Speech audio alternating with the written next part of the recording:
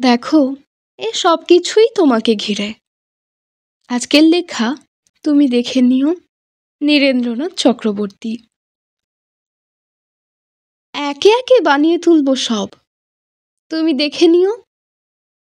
বাড়ি ঘর, ক্ষেত খামার, উঠোনে লাউয়ের মাচা, জানালার পাশে লতানো জুঁইয়ের ঝাড়, একে একে সমস্ত বানাবো, তুমি দেখে নিও। দক্ষিণে পুকুর থাকলে ভালো হয়, তুমি বলেছিলে। অবশ্য থাকবে। পুকুরে হাঁসের স্নান দেখতে চাও, সে আর এমন কি বেশি কথা। সাদাও বাদামি হাঁস ছেড়ে দেব, যা চাও সমস্ত হবে।